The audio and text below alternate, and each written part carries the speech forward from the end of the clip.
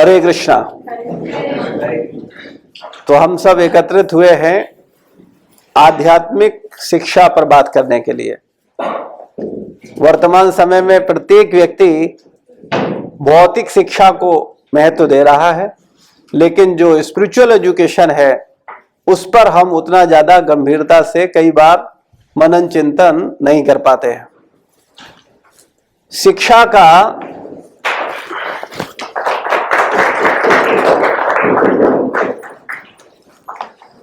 का हमारे जीवन में योगदान है या नहीं?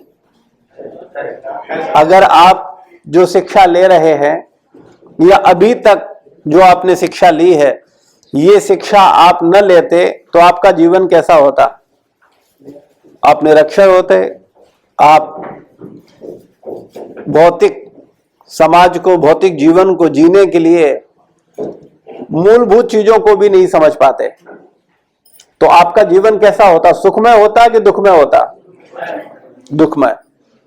तो वास्तविकता में शिक्षा या ज्ञान हमको क्या करता है? निम्न स्थिति से उठा करके उच्च स्थिति पर लाता है। इसीलिए वर्तमान समय में माता पिता स्वयं कितना ही कष्टमय जीवन बिताएं, लेकिन अपने बच्चों को वो एक अच्छी एजुकेशन देना चाहते हैं और उसकी व्यवस्था करते हैं। क्यों? क्योंकि वो चाहते हैं कि आपका जीवन अच्छा हो। लेकिन जो भौतिक एजुकेशन है वो हमें संसार में धन कमाने की शिक्षा तो देती ही है, इसके साथ में संसार में कैसा रहना है इसके विषय में भी बेसिक थोड़ी बहुत चर्चा होती है। लेकिन जो असली उद्देश्य है शिक्षा का वो पूरा नहीं हो पाता। क्यों नहीं पूरा हो पाता? क्योंकि जो भौतिक शिक्षा है और आध्यात्मिक शिक्षा है इसमें भेद है। तो मैं केवल आपको ये भेद बताने आया हूं जिससे आप अपनी आध्यात्मिक शिक्षा को महत्व दे सकें। शिक्षा हिंदू होती है, मुसलमान होती है, ईसाई होती है, क्या ऐसा है? नहीं। शिक्षा तो शिक्षा है, वो सबके लिए है। ज्ञान क्या हिंदू होता है, मुसलमान होता है, ईसाई होता है? नहीं। ज्ञान भी सबके लिए है। तो हम लोग यहां बात कर रहे हैं वास्तविक ज्ञान की। कई बार खास करके जब हम कॉलेज में, यूनिवर्सिटी में जाते हैं तो वहां पर पहला कई बार वहां का स्टाफ या वहां का मैनेजमेंट हमसे रिक्वेस्ट करता है कि हमारे यहां सर्वधर्म के लोग हैं, तो किसी की भावनाओं को आहत नहीं होना चाहिए। तो हमारा कहना होता है कि नहीं, हम यहां हिंदू, मुस्लिम, सिख, ईसाई की बात ही करने नहीं आए, हम तो ज्ञान की बात करने आए हैं, हम शिक्षा की बात करने आए हैं। तो शिक्षा हिंदू, मुस्लिम, ईसाई नहीं होती। स्पिरिचुअल एजुकेशन कब से है? आध्यात्मिक शिक्षा कब से है? अनादिकाल से। यह ज्ञान कब से है? हमेशा से। हम जिन हिंदू, मुस्लिम, ईसाई की बात कर रहे हैं ये कब से आए? 1400 साल पहले दुनिया में कोई मुसलमान थे? 2000 साल पहले कोई दुनिया में ईसाई था? तो जब ईसाई नहीं थे तो वो कहां से आए? सनातन धर्म से। जो मुस्लिम आए वो कहां से आए? सनातन धर्म से। हमारे ही भाई हैं, हम और उनमें कोई भेद नहीं है। लेकिन ये भेद केवल सही शिक्षा या सही ज्ञान न होने के कारण मतभेद है। सही बात अगर लोगों तक पहुंचे और हम उस पर विचार करें तो निश्चित रूप से हम इसको समझ सकते हैं। तो वास्तविकता में शिक्षा हमेशा से है। और 2000 साल पहले जब दुनिया में कोई ईसाई नहीं था तो कौन थे? सनातन धर्म। 500 साल पहले दुनिया में कोई सरदार थे? तो ये सरदार कहां से आए? गुरु ग्रंथ साहब आई तो सरदार आए, बाइबल आई तो ईसाई आए, कुरान आई तो मुस्लिम आए। ठीक बात है। क्या कुरान से पहले कोई मुस्लिम था? क्या बाइबल से पहले कोई ईसाई था? क्या गुरु ग्रंथ साहब से पहले कोई सरदार था? बुद्ध कहां से आए? सनातन धर्म से आए। जैन कहां से आए? सनातन धर्म से आए। तो हम यहां बात करने आए हैं सनातन धर्म की, सनातन शिक्षा की, वास्तविक शिक्षा।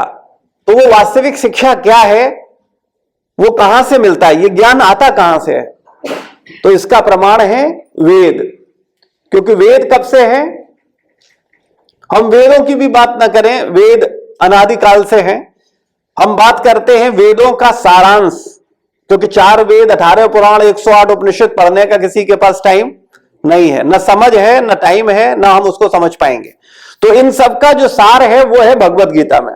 और भगवत गीता को अगर आप पढ़ोगे तो आप समझ पाओगे ये इंसानियत के ऊपर है। ये प्रत्येक व्यक्ति को आध्यात्मिक शिक्षा देने के लिए है।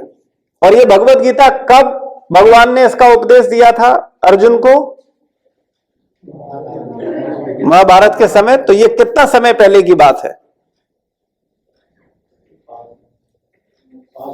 वेरी गुड, बिल्कुल सही, 5000 साल पहले।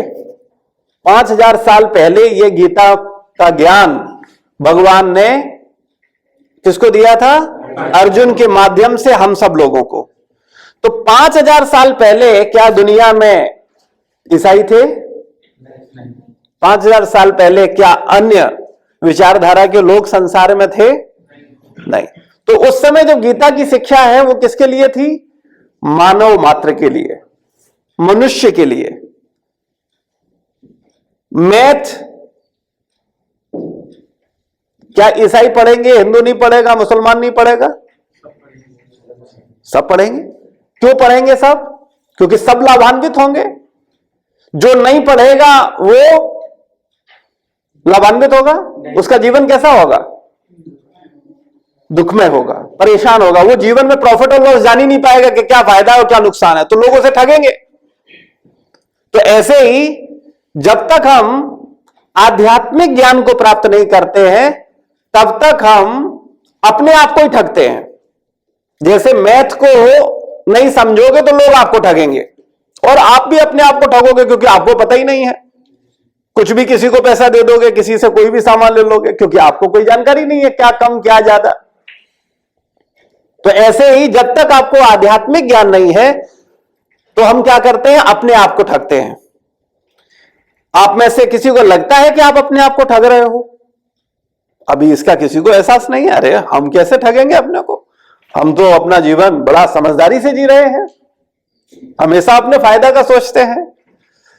तो अभी हम लोग जो चर्चा करेंगे आधे घंटे में, आपको इस बात का एहसास होने लगेगा कि हाँ, वास्तविकता में हम अपने को ठग रहे हैं। अब मैं आपको आध्यात्मिक जो ग्रंथ है भगवत गीता, उससे आपको परिचित कराना चाहूंगा। इस भगवत गीता में 18 अध्याय हैं और 700 श्लोक हैं। अब एक प्रश्न आएगा कि मैं गीता की चर्चा कर क्यों रहा हूं? क्योंकि यह आध्यात्मिक शिक्षा आपको स्ट्रेस से मुक्त कर देगी। जो मानसिक दबाव होता है, जो मानसिक प्रेशर होता है, हम परेशान होते हैं, दुखी होते हैं, छोटी छोटी चीजों को इतना महत्व दे देते हैं, और कई बार जरा सी असफलता होने पर हम पूरा जीवन लीला ही समाप्त कर देते हैं, सुसाइड कर लेते हैं लोग। आए दिन आप पेपर में देखते हो कि उसको जॉब नहीं मिली, उसने सुसाइड कर लिया। वो फेल हो गया, उसने सुसाइड कर लिया। उसको उसके पसंद का जीवन साथी नहीं मिला, उसने सुसाइड कर लिया। ये आम बात है। क्या जीवन से ज्यादा इन चीजों की महत्व है? क्या जीवन से ज्यादा जीवन साथी का महत्व है? क्या जीवन से ज्यादा भौतिक सुख का महत्व है? लेकिन हम लोग नहीं समझते हैं, इसीलिए जरा सी छोटी छोटी चीजों पे हम अपना पूरा जीवन खत्म कर देते हैं। हमारा जो होता है वो तो अलग विषय है। कृपया विचार करो उन माता पिता पर क्या बीतती है जिन्होंने आपको 9 महीने अपने पेट में रखा, आपको पाला पोसा बड़ा किया, आप पर इतना प्रेम लुटाया, आपका छोटी छोटी चीजों को ध्यान रखा, और आपको इस योग, इस उम्र तक पहुंचाया, उन पर क्या बीतेगी। लेकिन हम लोग इतने सेल्फिश होते हैं कि अपने सुख के लिए माता पिता को दुखी कर देते हैं। हम जीवन में चाहते क्या है? कभी विचार किया आपने? आप जीवन में क्या चाहते हो? हैप्पीनेस। बिल्कुल सही। वास्तविकता में हम क्या चाहते हैं? हैप्पीनेस। हाँ, सुख, आनंद। और सब यही चाहते हैं। कोई आप में से ये नहीं कह सकता कि नहीं मुझे ये चाहिए वो चाहिए, अलग अलग बातें बोल सकते हो, लेकिन लक्ष्य क्या है? सुख। असली सुख, आनंद। आपको छोड़ो, हम अब बात कर रहे हैं, चूंकि ये ज्ञान है और ज्ञान सबके लिए है। क्या ईसाई आनंद नहीं चाहते? सुख नहीं चाहते? क्या सरदार सुख नहीं चाहते? क्या मुस्लिम सुख नहीं चाहते? कौन सुख नहीं चाहता? अब हम मनुष्यों की बात नहीं करते, अब हम बात करते हैं पशुओं की। पशु क्या चाहते हैं? पक्षी क्या चाहते हैं? कीड़े क्या चाहते हैं? अगर एक गोबर का गुबड़ीरा देखा है आपने, जो गोबर की गोल गेंद बनाता है और उसको लड़काता है, अगर उसका इंटरव्यू ले जा, भाई साहब ये क्या कर रहे हो, क्यों कर रहे हो, तो क्या उत्तर मिलेगा? बोले मजा आ रहा है, इसीलिए तो करता है। तो संसार में प्रत्येक व्यक्ति क्या चाह रहा है? सुख। लेकिन प्रत्येक व्यक्ति ये नहीं जानता ये सुख है कहां, ये नहीं पता है। इसीलिए वो भाग रहा है। जैसे रेगिस्तान में धूप में दूर से क्या दिखता है कि वहां बड़ा जल है, तालाब है, लेकिन जब दौड़ के पहुंचते हैं तो पता क्या चलता है, वहां कुछ है ही नहीं। तो आप कहेंगे वो तो पशुओं के साथ होता है, लेकिन आप अगर हम लोग जाएं तो हमको भी ऐसा दिखेगा कि नहीं दिखता है? अच्छा, आपके अब जीवन पे ले आते हैं। जीवन रूपी रेगिस्तान में क्या हर कुछ दूरी पर सुख नजर नहीं आता है? और जब उस पड़ाव पे पहुंचते हो तब दिखता है नहीं नहीं, अभी 2 कदम और आगे। अभी तक के जीवन पर आप नजर डालें तो आप देखेंगे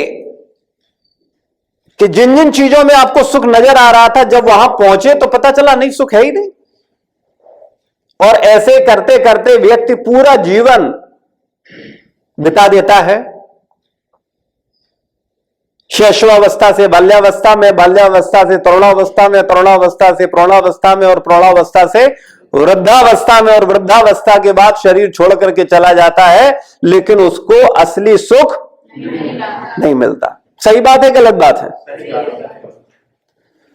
तो शिक्षा का उद्देश्य क्या है? अब मेरा प्रश्न है आपसे, शिक्षा का क्या उद्देश्य है?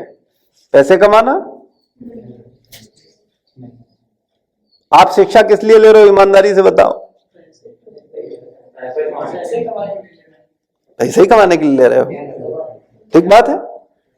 तो यह भौतिक शिक्षा की प्रॉब्लम है, क्योंकि भौतिक शिक्षा जो वर्तमान समय में केवल हमें भौतिक सुख दिखाती है, भौतिक सुविधाएं दिखाती है, लेकिन भौतिक सुविधाओं में वास्तविक सुख नहीं है। मैं भौतिक सुविधाओं का विरोधी नहीं हूं, लेकिन जीवन में जानना पड़ेगा कि किसकी क्या इंपॉर्टेंस है। तो वास्तविकता में यह मनुष्य जीवन मिला है अनंत आनंद प्राप्त करने के लिए, लेकिन हम लोग मनुष्य जीवन कैसे जी रहे हैं? आप में से कोई हाथ खड़ा कर पाएगा कि नहीं मैं आनंद में हूं? और अगर मैं पूछूं आप में से कितने लोग परेशान हैं, समस्या है कितने लोगों के पास, सब हाथ खड़ा करेंगे। अभी तक आपने भौतिक शिक्षा में कितना समय दिया है? जीवन के कितने साल दिए हैं? 13-14 साल। 13-14 साल देने के बाद अभी भी आप अपनी शिक्षा को कितना समझ पाए हो? पूरा समझ गए? 13-14 साल देने के बाद कुछ समझ पाए। यह बात मैं कर रहा हूं भौतिक शिक्षा की। और आध्यात्मिक शिक्षा को हम कैसे समझना चाहते हैं? बोले बस प्रभु जी 1 घंटा देंगे, इसमें समझा दीजिए जो समझाना है। तो आप क्या समझ पाएंगे 1 घंटे में? लेकिन हां, मैं इतना समझा के आपको चला जाऊंगा, इसका एहसास करवा के जाऊंगा आपको कि वास्तविकता में जो भौतिक शिक्षा को सब कुछ मान करके आप आध्यात्मिक शिक्षा की जो उपेक्षा कर रहे हो, इससे आपके जीवन में कभी भी वास्तविक शांति, वास्तविक आनंद नहीं मिलेगा। मनुष्य जीवन सत्य को जानने के लिए मिला है, लेकिन इस मनुष्य जीवन को पाके हमने सत्य को जानने का प्रयास ही नहीं किया।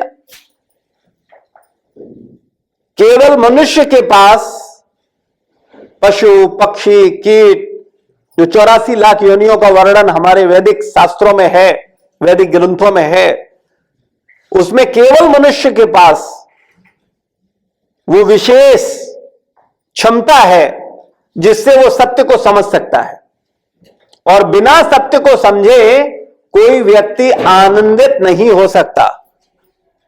जब तक आप सत्य को नहीं समझोगे आप आनंदित हो ही नहीं सकते। संसार में धर्म के नाम पर झगड़ा हो रहा है। क्यों हो रहा है? क्योंकि कोई सत्य को नहीं समझ रहा है। कोई जय श्री राम करके लड़ने को तैयार है तो कोई अल्लाह बोल के तैयार है, कोई गॉड बोल के तैयार। भाई भगवान लड़ाने के लिए नहीं है, धर्म लड़ाने के लिए नहीं है। मजहब नहीं सिखाता आपस में बैर रखना, बैर रखने के लिए नहीं है, बैर दूर करने के लिए है, बशर्ते सही समझा जाए, सही समझाने वाले लोग हों, सही बात को रखने वाले लोग हों। मनुष्य जीवन पशुओं से श्रेष्ठ है या नहीं है? पशु लड़ते हैं या नहीं लड़ते हैं? लड़ते हैं ना। और आप लोग लड़ते हैं कि नहीं लड़ते हैं? तो आप कैसे हैं? पशु के समान है। इसको और आगे समझते हैं। आप कहेंगे कि 13 साल देने के बाद भी हम पशु हैं। वास्तविकता में पशु की दिनचर्या पर अगर हम ध्यान दें तो पशु क्या करता है पूरे जीवन, उसके जीवन के क्या उद्देश्य रहते हैं, यहां मैं ये बताने की कोशिश कर रहा हूं हम में और पशु में भेद क्या है। भाई आपने कहा पशुओं से हम श्रेष्ठ हैं, ठीक बात है, इसमें तो किसी को संदेह नहीं है। तो अगर हम पशुओं से श्रेष्ठ हैं तो हम कैसे कह सकते हैं कि हम पशुओं से श्रेष्ठ हैं? क्या कोई कारण है जिससे हम बोल सकें कि हम पशुओं से श्रेष्ठ हैं? पशु 4 कार्य करते हैं: आहार, निद्रा, भय और मैथुन। खाना, सोना, संतान उत्पत्ति करना और अपनी सुरक्षा करना। पशुओं का 4 चीजों के अलावा चौथा, 5वां चिंतन नहीं है। वो घूमते फिरते हैं चारों तरफ, भोजन की जुगाड़ में कहीं मिल गया कुछ भी खा लिया, पेट भर गया, कहीं भी सो गए, गाड़ी के नीचे सो गए, जहां मौका मिला वहीं सो गए। खुलेआम मैथुन सुख किया और अपनी सुरक्षा के लिए कोई कमजोर व्यक्ति आया तो उस पर चढ़ाई कर दी और ताकतवर आया तो फिर दुम दबा करके भाग लिए। आहार, निद्रा, भय और मैथुन। आप ईमानदारी से बताओ, आप इन 4 चीजों के अलावा 5वां क्या सोचते हो?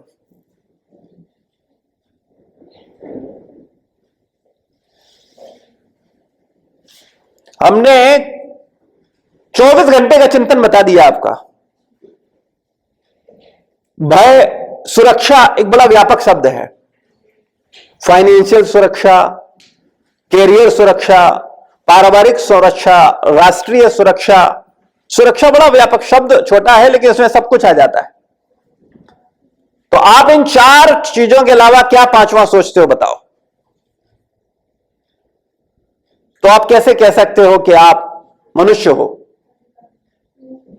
ये तो 4 कार्य पशु भी कर रहे हैं और हमसे ज्यादा अच्छा कर रहे हैं। अगर हम खाने की बात करें तो कभी कभी खाने का कंपटीशन होता है तो कुछ लोग कुछ 100 इडली खा जाते हैं तो हम लोग दांतों तले उंगली दबाते हैं, अरे इतना। लेकिन क्या हम हाथी से कंपटीशन कर सकते हैं? कुछ लोगों को सोना बहुत अच्छा लगता है, तो ज्यादा से ज्यादा आप कितना सो सकते हो? 10 घंटे, 12 घंटे, 14 घंटे, 24 घंटे, 48 घंटे सो सकते हो। और पोलर बियर 6-6 महीने के लिए सो जाता है।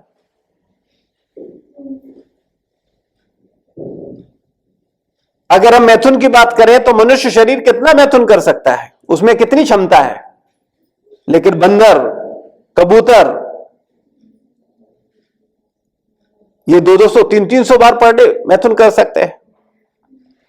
और उनको जो मैथुन में सुख मिल रहा है और हमको जो मैथुन में सुख मिल रहा है उसमें रंच मात्र भी भेद नहीं है, एक ही सुख है।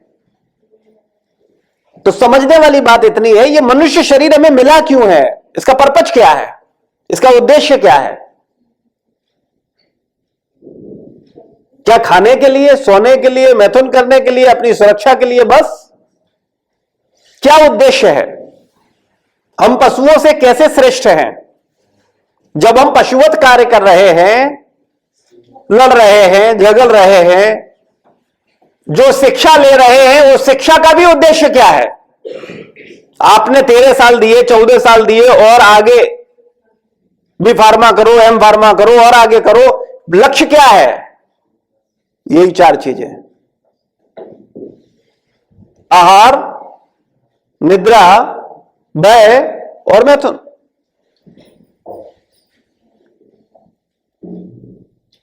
यानी हमारा जीवन केंद्रित है पशुवत सुख लेने के लिए। लेकिन मनुष्य, ये पशुवत सुख लेने के लिए मनुष्य शरीर नहीं मिला है। ये मनुष्य शरीर कितने दिन के लिए है आपके पास? हमेशा के लिए? कुछ समय पहले मिला है और कुछ समय बाद छूट जाएगा, ठीक बात है? ये मनुष्य शरीर हमें कुछ समय पहले मिला है और कुछ समय बाद छूट जाएगा। तो मेरा प्रश्न है, ये मनुष्य शरीर मिला किसे है? मेरे सेंटेंस शब्दों पे ध्यान दीजिए। ये मनुष्य शरीर किसको मिला है?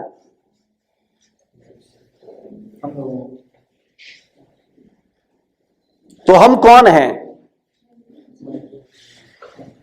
मनुष्य हैं। हम कह रहे हैं कि मनुष्य शरीर हमको मिला है।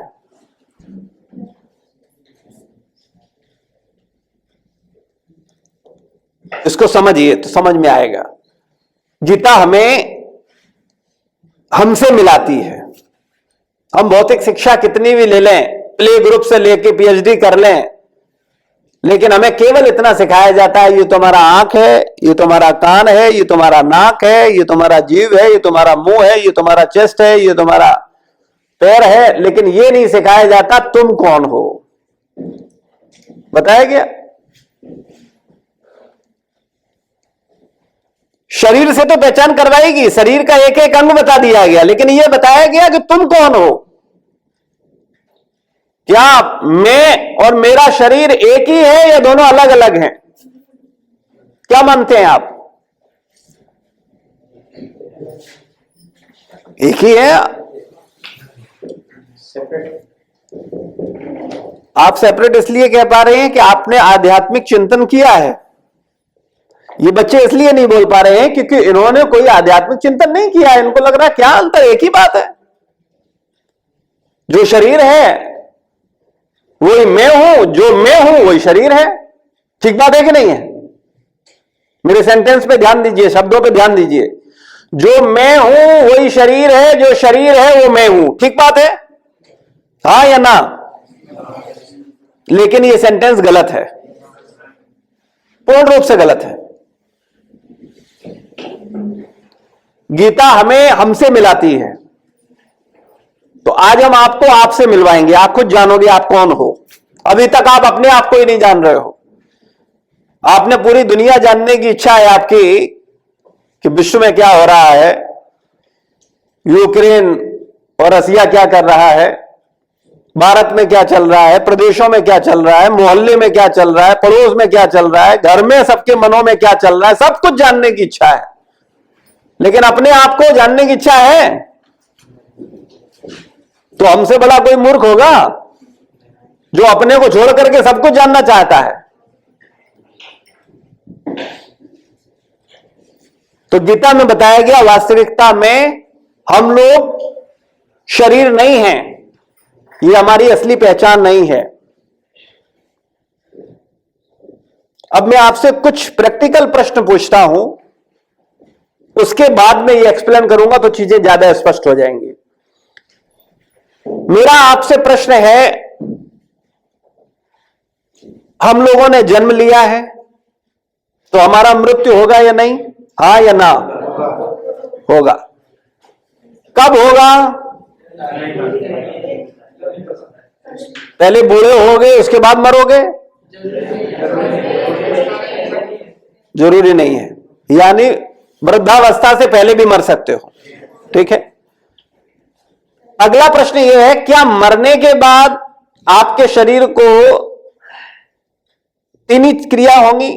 या तो लकड़ी पर रख करके जला दिया जाएगा, या गंगा या यमुना में प्रवाहित कर दिया जाएगा, या गड्ढा खोद करके उसमें दफना दिया जाएगा। ठीक बात है? शरीर के दफन होने के बाद, ये शरीर के जलने के बाद आप रहोगे या नहीं रहोगे? नहीं रहेंगे। वेरी गुड, बिल्कुल सही। कितने लोग मानते हैं कि नहीं रहेंगे? हाथ खड़ा करें। हमारा शरीर नहीं रहेगा, शरीर नहीं रहेगा, क्या रहेगा? तत्व से मिलकर बना है, ये उसी में फिर विलीन हो जाएगा। ठीक है, तो बचेगा क्या? आत्मा। तो ये आत्मा क्या भला है भाई, हमें जरा समझाओ। इतना ज्ञान दिया है तो थोड़ा और आगे दो। क्या है आत्मा? ये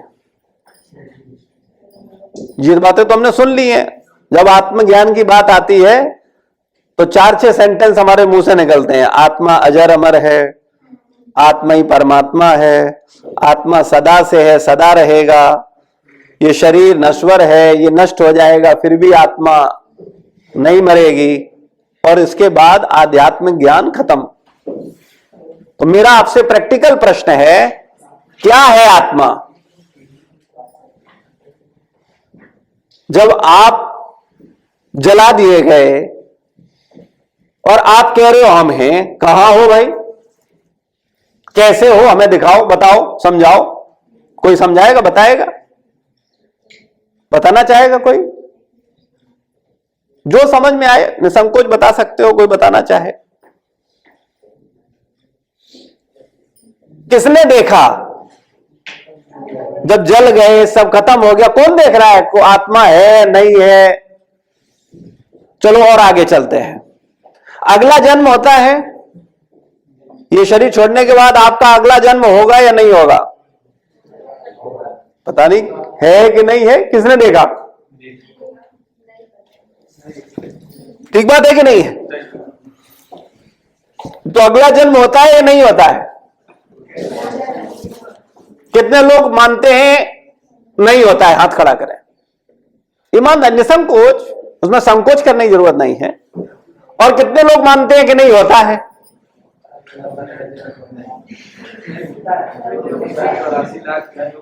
और कुछ लोग समझ नहीं पा रहे क्या करें, हाँ करें ना करें, क्या करें।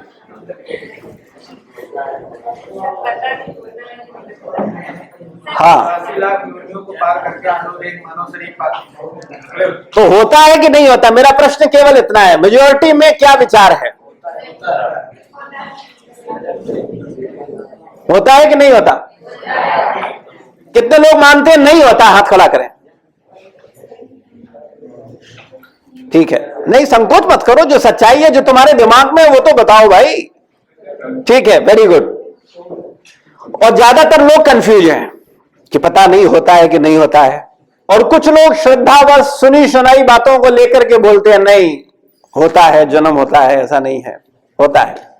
ठीक है, तो अभी हम लोग थोड़ा साइंटिफिक वैज्ञानिक तरीके से समझेंगे। वैज्ञानिक तरीका क्या होता है? प्रायोगिक, तार्किक, है ना? उसके आधार पर समझेंगे कि अगला जीवन है या अगला जीवन नहीं है।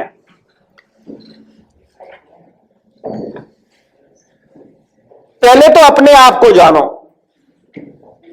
तब आगे की बातें समझ आएंगी। आप कौन हैं? मुझे अपना सत्य परिचय दो। सत्य का मतलब है जो कभी बदले ना, जो बदल जाए वो सत्य है। सत्य का मतलब है जो हमेशा से है और हमेशा रहेगा।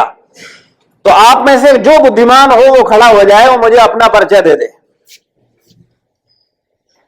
इस क्लास में कोई बुद्धिमान नहीं है? खड़े हो जाओ, आप संकोच मत करो, अपना परिचय दो। मेरा नाम इरफान अंसारी है। आपका नाम इरफान? तो ये इरफान नाम हमेशा से है? नहीं, तो ये सत्य कैसे हुआ? और ये इरफान नाम है किसका? मेरा शरीर का। ये इरफान नाम किसका है? शरीर का। शरीर अलग है और आप अलग हो। अभी हम लोग इसी पे चर्चा करेंगे। शरीर हमेशा से है? नहीं, नहीं। हमेशा रहेगा? नहीं, तो ये भी सत्य नहीं है। सत्य का मतलब क्या है? जो हमेशा से है और हमेशा रहे। तो ये शरीर हमेशा से है? नहीं। तो ये भी सत्य परिचय नहीं है। इरफान नाम, ये भी सत्य नहीं है। शरीर में अगर आप कहते हैं कि आप लड़का है या लड़की है, तो हम हमेशा से लड़का या लड़की नहीं है, यह भी पहचान सही नहीं है। अगर आप बोलते हैं कि मैं हिंदू हूं या मैं मुसलमान हूं या ईसाई हूं, यह भी पहचान सही नहीं है। आज हम हिंदू मां के गर्भ में आ गए तो हिंदू हो गए, मुस्लिम मां के गर्भ में आ गए तो मुस्लिम हो गए, ईसाई मां के गर्भ में चले गए तो ईसाई हो गए। तो ना हम हिंदू हैं, ना हम मुस्लिम हैं, ना ईसाई हैं। फिर लोग अपना परिचय देते हैं कि मैं ब्राह्मण हूं, मैं क्षत्रिय हूं, मैं वैश्य हूं, मैं शूद्र हूं। तो ना मैं ब्राह्मण हूं, ना मैं वैश्य हूं, ना मैं शूद्र हूं, क्योंकि मैं हमेशा से तो ब्राह्मण हूं नहीं और मैं हमेशा से शूद्र भी नहीं हूं। ठीक बात है? बैठिए। तो सत्य क्या है? आप में से अपना कोई और व्यक्ति अपना सत्य परिचय बताना चाहेगा? अरे भाई, आपके विषय में पूछ रहे हैं, आपके घर के विषय में, आपके परिवार के विषय में नहीं। जी सर, हमारे हिसाब से हम एक जीव हैं और जीव में हम इस समय ये कह सकते हैं कि हम मानव प्रजाति में हैं। ऐसा कह सकते हैं, जीव हैं और इस समय कह सकते हैं कि हम मानव प्रजाति में हैं। वेरी गुड, बिल्कुल सही। इसमें एक शब्द और जोड़ दो, जीव आत्मा। हम जीव आत्मा है और ये आत्मा सब में है। हिंदुओं में आत्मा शब्द है, मुस्लिम धर्म में रूह है, ईसाइयों में सोल है। शब्द है या नहीं है? अब शब्द के अर्थ को जानने वाले लोग वो नहीं समझते, उनको नहीं पढ़ाया गया, नहीं समझाया गया, तो उनको पता नहीं है। तो हम लोग साइंटिफिक तरीके से समझेंगे। थैंक यू, धन्यवाद। मैंने कहा मुझे अपना सत्य परिचय दो, अपना वास्तविक परिचय दो, आप कौन हो। तो आपने बताया कि मेरा नाम यह है, तो यह तो सत्य नहीं था। ठीक बात है। फिर आपने कहा मेरा जाति यह है, वो भी ठीक है क्या? नहीं।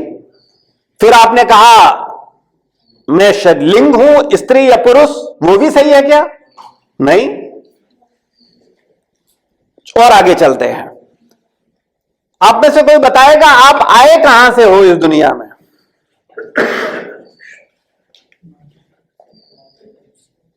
बहुत कठिन प्रश्न नहीं है। माँ की गर्भ से वेरी गुड, बिल्कुल सही। मां की गर्भ से आए ना। हिंदू, मुस्लिम, सिख, ईसाई सब कहां से आते हैं? कोई अलग प्रोसेस तो नहीं है ना किसी का, ठीक है। मां के गर्भ से आए। मां की गर्भ में कहां से आए? क्या मां छोटी थी तब भी मां के गर्भ में थे क्या? कृपया ध्यान दीजिएगा एक एक शब्द पे, आपको समझ आएगा। ये संसार का झगड़ा खत्म हो जाएगा अगर बात सही समझ में आ जाए तो मां के गर्भ में हम कहां से आए? हमेशा से तो नहीं थे, इसका मतलब है हम बाहर से आए, ठीक बात है। और मां के गर्भ में हम आए, जब मां के गर्भ में थे तो कैसे थे? मटर के दाने के बराबर। और उससे पहले की बात करें तो शास्त्रों में स्पष्ट रूप से लिखा है, उपनिषदों में, कि आत्मा का जो आकार है बाल के अग्रभाग के 10,000वें हिस्से के बराबर है, जो पिता के वीर्य के द्वारा मां के गर्भ में स्थापित किया जाता है। और फिर उसका विकास होता है मटर के दाने का। मटर के दाने में 9 छिद्र उत्पन्न होते हैं, 2 आंख, 2 कान, 2 नाक, मुंह, मल निष्कासन इंद्रिय, मूत्र निष्कासन इंद्रिय। कितने छिद्र हुए? 9। और फिर उसका विकास होता है और फिर वो स्त्री या पुरुष के शरीर में बदलता है। लेकिन स्त्री और पुरुष के शरीर से पहले जो मटर के दाना ही था, उसी समय अगर उसकी मृत्यु हो जाती है तो उसका विकास रुक जाता है। रुकता है कि नहीं रुकता? लेकिन अगर उसमें जीवात्मा रहता है तब उसका विकास होता है और वो स्त्री या पुरुष के शरीर में बदलता है, ठीक बात है। तो ना हम स्त्री हैं ना हम पुरुष। ये भी हमारी पहचान कैसी है?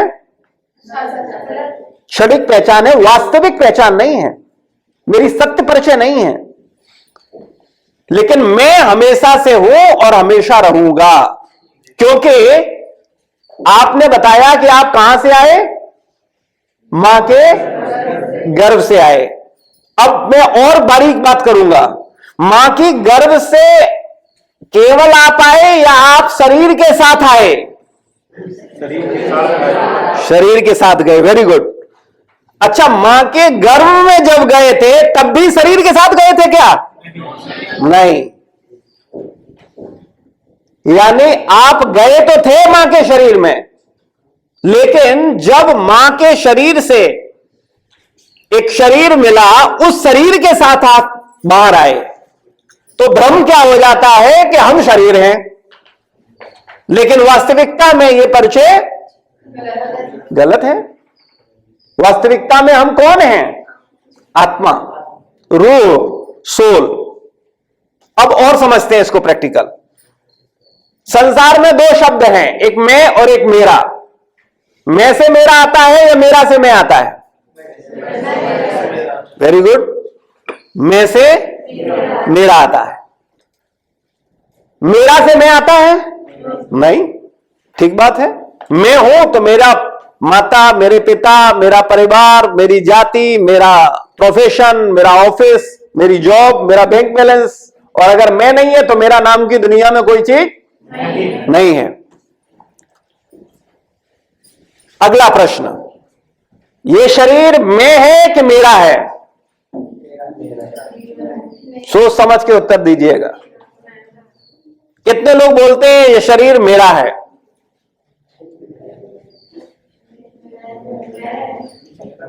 और कितने लोग बोलते हैं शरीर मैं है?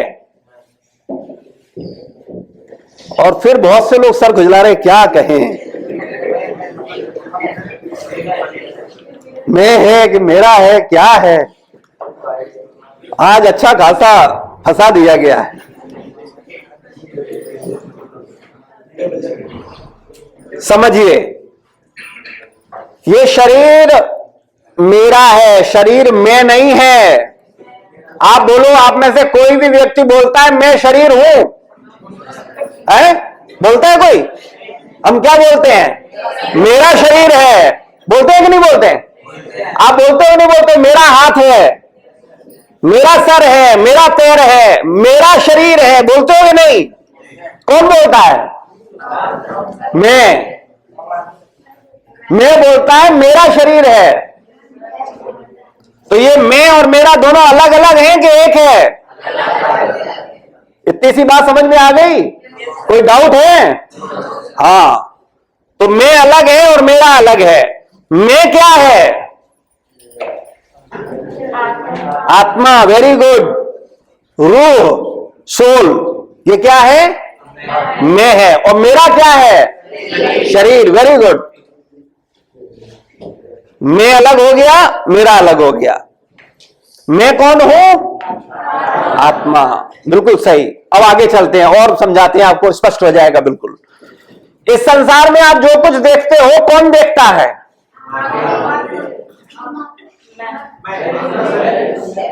आंख देखती है कि मैं देखता है? आपस में बात मत करो भाई, मुझसे बात कर लो। कितने लोग बोलते हैं आंख देखती है? हाथ खड़ा करें। ठीक है। और कितने लोग बोलते हैं मैं देखता है? ठीक है, 3-4 लोग बोल रहे हैं मैं देखता है, और 3-4 लोग बोल रहे हैं आंख देखती है। ठीक है, अब आगे से समझते हैं इसको। जब आप कुछ देखते हो तो आप क्या देखते हो? मेरी आंख ने देखा था, मैंने ये कर रहा था, ऐसा? मेरी आंख ने देखा था तुम चोरी कर रहे थे, ऐसा बोलते हो क्या? क्या बोलते हो? मैंने देखा था तुम चोरी कर रहे थे। तो देखने वाला कौन था? आंख थी कि मैं था? इतनी सरल सरल बातें 14 साल पढ़ने के बाद तुमको नहीं पता है? क्या पता है? क्या पढ़े लिखे हो? अनपढ़ हो सबके सब। क्या पढ़ा है तुमने? कुछ पढ़ा है? अपने आप को जान नहीं पाए, क्या 14 साल खराब कर दिए? चलो फिर से हमसे बात करो, आपस में बात मत करो। तो ये शरीर में हम जब कुछ देखते हैं तो कौन देखता है? मैं देखता है। माध्यम क्या है? आंख, वेरी गुड। इसको समझिए, जैसे यहां पर एक ग्लास लगा हो, ठीक है, और मैं देख रहा हूं, आप उस तरफ हो, बीच में ग्लास है। कोविड में ज्यादातर आपने देखा हो लोगों ने लगाए थे। इधर से मैं बैठा हूं, बीच में ग्लास है, उधर आप हो। तो इधर से अगर मैं देखूंगा तो मैं क्या कहूंगा? मैंने देखा या ग्लास ने देखा?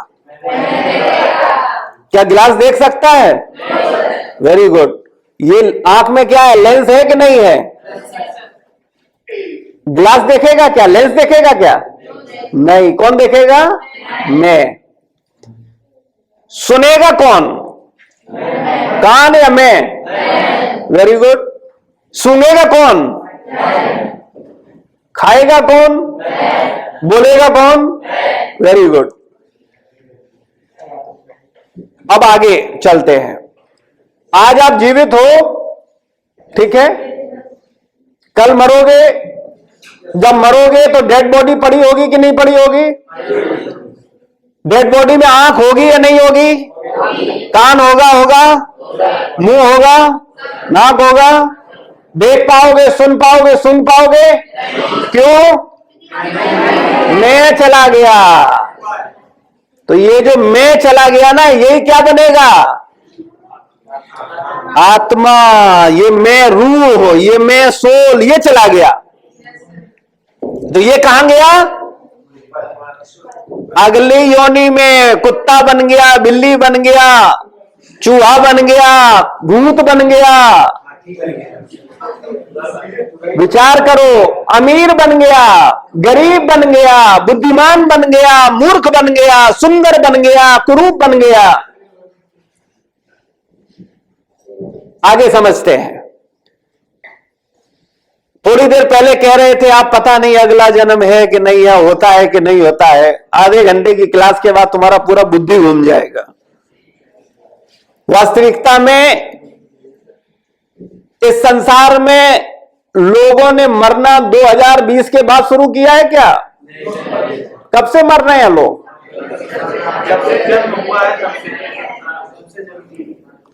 अच्छा, जन्म कब से हुआ है? भाई जन्म कोई 2020 के बाद ही होने शुरू हुए हैं क्या? उससे पहले जन्म नहीं लेते थे लोग क्या? ये जन्म कब से ले रहे हैं लोग? अरे कोई मूर्ख से मूर्ख व्यक्ति भी समझ जाएगा कि जब जन्म भी हो रहा है, मर भी रहे हैं, तो ये हो क्या रहा है? यह तो मृत्यु न होती तो हम अगला जन्म न मानते। हम देख रहे हैं लोग। अच्छा एक बात बताओ, मनुष्य ही मर रहे हैं, पशु नहीं मर रहे, पक्षी नहीं मर रहे, क्या वो जन्म नहीं ले रहे? हाँ, तो इसको समझिए। आप हमेशा से मनुष्य हो क्या? आप हमेशा मनुष्य रहोगे? तो इसका मतलब क्या है? आपका अगला जीवन मनुष्य हो सकता है और नहीं भी हो सकता है। अच्छा मुझे एक बात बताओ, कोई ऐसी व्यवस्था तो है ना जो सब ये मैनेजमेंट चला? जैसे इस कॉलेज में बैठे हो तो यहां ये बिल्डिंग बनी, ये क्लास है, यहां स्टाफ है, रूम है, टीचर है, लाइट है, पानी है, हवा है, इसके पीछे कोई मैनेजमेंट है कि सब ऐसे ही अपने आप हो रहा है ना? तो ये जो संसार चल रहा है इसके पीछे भी कोई मैनेजमेंट है कि सब ऐसे ही हो रहा है? कई बार मालिक नहीं दिखता है। जैसे इस ऑर्गेनाइजेशन का जो मालिक है वो यहां है, रोज आते हैं यहां? नहीं, तो इसका मतलब वो है ही नहीं। ऐसा होता है क्या? तो ये ब्रह्मांड का जो मालिक है वो कौन है? परब्रह्म, परमात्मा। उसे अल्लाह कहो, गॉड कहो, भगवान कहो, एक ही बात है, कोई भेद नहीं है। वो क्या कर रहा है? पूरी दुनिया का मैनेजमेंट कर रहा है, पूरी दुनिया को चला रहा है। लेकिन उस पर किसी का विश्वास है? विश्वास होता है तो कोई गलती नहीं करता। विश्वास विश्वास होता है तो कोई गलती नहीं करता। हाँ बिल्कुल सही बात है। अगर विश्वास होता तो गलती, कहां सामने लिखा होता है आप कैमरे की नजर में हैं, तो बिल्कुल ठीक हो जाते हैं। है? पता चले उसमें वाईफाई है ही नहीं, फिर भी ठीक हो गए। हाँ, पता चले उसमें लाइट ही नहीं है, लेकिन लिखा है, दिख रहा है कैमरा, तो नहीं नहीं भाई ठीक रहो। है? और वो भगवान जो सर्वत्र है, क्या उसका वाईफाई कभी जाता है? लाइट जाता है क्या उसका? कहां नहीं देख सकता वो हमें, लेकिन हमको क्या लगता है? कोई नहीं है। बोले कहां भगवान, भगवान फालतू बातें मत करो, मजे लो बस जिंदगी के। अच्छा बुरा क्या होता है, पाप पुण्य क्या होता है, सब बेकार की बातें। ढकोसले भाई, क्या तुम भी पाप पुण्य में फंसे हो? कौन जवानी 21वीं सदी आ गई, पाप पुण्य की बातें कर रहे हो? अरे मूर्खानंद, प्रॉफिट और लॉस होता है कि नहीं होता है? तो प्रॉफिट और लॉस होता है, ऐसे ही पाप और पुण्य होता है। पाप का मतलब लॉस और पुण्य का मतलब प्रॉफिट। तो ये प्रॉफिट और लॉस तो सब जगह है भाई, शब्द अलग अलग हो जाते हैं। तो कृपया समझिए, तुमने अभी तक, जब तक तुमने जन्म लिया है, जब से अभी तक जो कर्म किए हैं, पाप किया है कि पुण्य किया है? दोनों किए हैं। ज्यादा का किया है? कितने गर्व से बोल रहे हो? कितनी शान से? पाप का परिणाम दुख होता है कि सुख होता है? तो दुखी रहोगे ही रहोगे, कोई बचा नहीं पाएगा तुम्हें। प्रॉफिट का परिणाम सुख होता है, लाभ होता है। लाभ से व्यक्ति सुखी होता है और लॉस से व्यक्ति दुखी होता है। तो पाप से क्या होगा? दुख होगा, और पुण्य से क्या होगा? सुखी होगा। तो आपने आज तक कोई ऐसी किताब पढ़ी जिसमें बताया जाए ये पाप है और ये पुण्य है? तो तुम्हें क्या पता क्या पाप है क्या पुण्य है? जब तुम्हें पता ही नहीं है, तुम कुछ भी पाप मान रहे हो, कुछ भी पुण्य मान रहे हो। कई बार पुण्य को ही पाप मान रहे हो और कई बार पाप को पुण्य मान रहे हो। अगर हम आपको पाप और पुण्य की परिभाषा दे दें तो आप ये बोलना बंद कर जाओगे कि हमने पाप और पुण्य दोनों किए। आप बोलोगे पाप ही पाप किए हैं, पुण्य किए ही नहीं है। पाप और पुण्य की परिभाषा सुनना चाहोगे? बड़ी सरल परिभाषा, बहुत ही सरल परिभाषा, बहुत वेद पुराण पढ़ने की आवश्यकता नहीं है। जो कार्य आप केवल अपने सुख के लिए करो वो क्या है? पाप है। जो कार्य केवल आप अपने सुख के लिए करो वो क्या है? पाप है। और जो कार्य आप सबके सुख के लिए करो वो क्या है? पुण्य है। अब बताओ जरा, तुमने जिंदगी में क्या किया अभी तक? पाप ही पाप, अपने को सुखी करने के लिए दोनों किए हैं। ठीक है, दूसरा बताओ क्या क्या किया है दूसरे में? पुण्य बताओ जरा, एक आध कोई खड़ा होकर बताए क्या तुमने पुण्य किया है? जी। मैंने वो छोटे बच्चे अनाथ घूमते हैं, तो एक बार जब मैं जा रही थी तो उनको मैंने मतलब वो गुब्बारा बेच रहे थे, गाड़ी एक कार आ रही थी तो उन्होंने धक्का दे दिया, गिरा दिया। तो मैंने उससे उठाया था और उसको मतलब पहले तो उससे लिया गुब्बारा पैसे देकर, फिर उसको वही पैसे वापस कर दिए और गुब्बारा भी दे दिया कि रख लो तुम्हारे लिए, और उसको मतलब किनारे रोड के कहा कि किनारे किनारे जाओ। तो ऐसा कितने बार किया जिंदगी में? एक बार किया। कितने दिन में, कितने जीवन के कितने दिन बिताए, उनमें कुछ एक आध बार कुछ और मैं आपको बताऊं। ठीक है, धन्यवाद, बैठिए।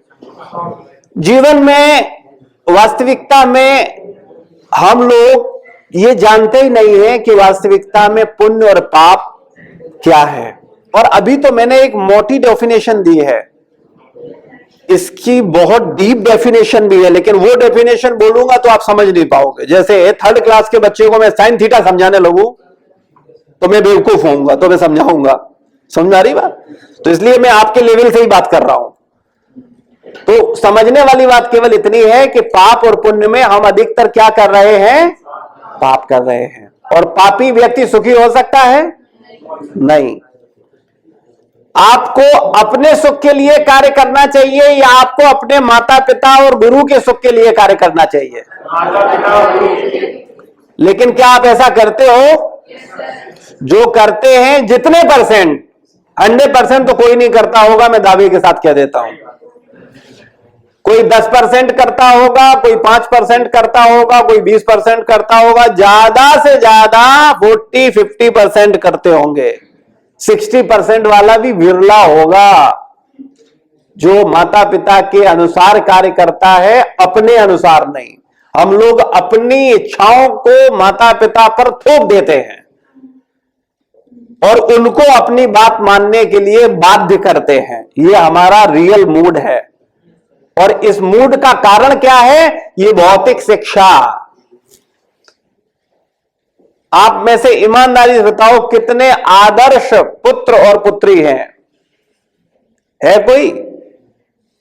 क्यों नहीं है? क्योंकि आदर्श सिलेबस नहीं है। बुरा मत मानना, लेकिन सच्चाई यही है। आप में से कितने लोग भीष्म हैं, प्रहलाद हैं, श्रवण कुमार हैं? है कोई? क्यों नहीं है? क्योंकि बचपन से तुम्हें ऐसे संस्कार दिए ही नहीं गए, तुम्हें बताया ही नहीं गया, तुम्हें पढ़ाया ही नहीं गया। तो जब तुम्हें पढ़ाया ही नहीं गया तो तुम्हें पता क्या होगा? जब तुम्हें पता ही नहीं है तो तुम्हें जो पता है वो तुम कर रहे हो। तो ये हमारे एजुकेशन सिस्टम की प्रॉब्लम है।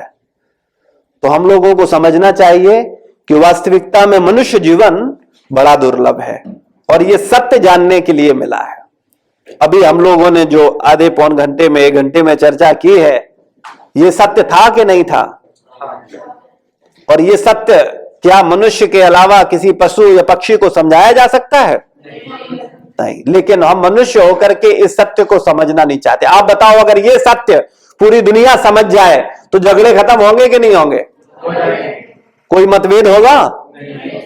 लेकिन लोग मानने को तैयार नहीं। हर व्यक्ति अड़ा हुआ है, मैं ही सही हूं, मैं ही परफेक्ट हूं।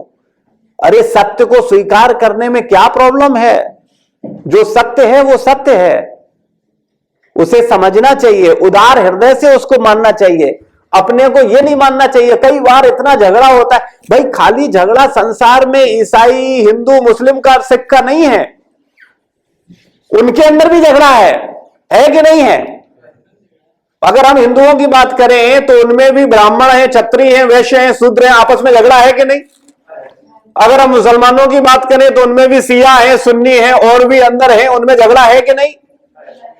इसी प्रकार से ईसाई हैं, उनमें भी बहुत सारी चीजें, उनमें भी आपस में मतभेद है, झगड़े हैं। लेकिन ये समस्त झगड़े खत्म हो सकते हैं अगर हम सत्य को स्वीकार कर लें। लेकिन कोई भी मानने को तैयार नहीं है, कोई ये मानने को तैयार नहीं है। कोई कहता नहीं मैं ब्राह्मण हूं, बोले ब्राह्मण को ऐसे कैसे बोल दिया? कोई बोलता है मैं शूद्र हूं, शूद्र को ऐसे कैसे बोल दिया? कोई बोलता है मैं मुसलमान हूं, कोई बोलता है मैं सिया हूं, मुझे कैसे बोल दिया? कोई बोलता है मैं सुन्नी हूं, मुझे कैसे बोल दिया? तो ये सब संसार में झगड़े का कारण है। ना हम मुस्लिम हैं, ना हम हिंदू हैं, ना हम ईसाई हैं, ना हम सिख हैं। हम कौन हैं? आत्मा है, जीवात्मा है। और सब आत्माओं का परमात्मा अलग अलग है क्या? एक ही परमात्मा है। तो ये सरल सी बात अगर समाज में चली जाए और लोग इस सत्य को स्वीकार कर लें, लेकिन लोग अड़िग हैं, वो झगड़ा कर देंगे, वो पीछे पड़ जाएंगे आपके। अगर आप उनको सत्य बता दो तो वो पीछे पड़ जाएंगे, वो आपको रहने नहीं देंगे समाज में। लेकिन अगर भारत का युवा चाह ले तो क्या नहीं हो सकता है? सब कुछ हो सकता है, क्योंकि समाज किससे बना? हम ही आपसे तो बना है। अगर हम सब लोग सही बात को सही तरीके से रखें और पूरी मानवता के लिए कार्य करें, सबको प्रेम देने के लिए कार्य करें, सबको सही शिक्षा देने के लिए कार्य करें, तो निश्चित रूप से समाज में शांति और प्रेम की स्थापना हो सकती है। तो चर्चा तो अनंत है, हरि अनंत, हरि कथा अनंता। तो इसका तो कोई एंड नहीं है। लेकिन हम लोगों ने आज जो सार समझा वो ये समझा कि हम आध्यात्मिक शिक्षा को महत्व दें, भौतिक शिक्षा के साथ साथ। हमें भौतिक शिक्षा भी लेनी है जिससे हम अपने भौतिक जीवन को अच्छा जी सकें, और इसके साथ साथ हमें आध्यात्मिक शिक्षा लेनी है जिससे हम वास्तविक जीवन जी पाए, वास्तविक सुखमय जीवन जी पाए। तो अगला जन्म होता है कि नहीं होता है?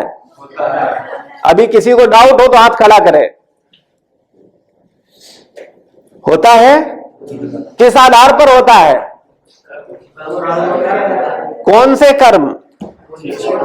जो हम वर्तमान समय में कर रहे हैं। इससे एक सेंटेंस निकलता है, आप जो कर रहे हो, आप जो बोल रहे हो, आप जो सोच रहे हो, उसके अनुसार आपका एक शरीर तैयार हो रहा है, अच्छा या बुरा। तो अब आपका जीवन है, आपको अच्छा शरीर चाहिए या बुरा शरीर चाहिए? संसार में कुछ लोग कुरूप हैं, कुछ लोग बड़े सुंदर हैं, कुछ लोगों को बार बार देखने का मन करता है और किसी की तरफ देख करके दोबारा देखने की इच्छा नहीं होती है। क्या कारण है? क्या भगवान मूर्ख है? किसी को सुंदर बना दिया, किसी को कुरूप बना दिया? वो तो सबसे बराबर प्रेम करता है।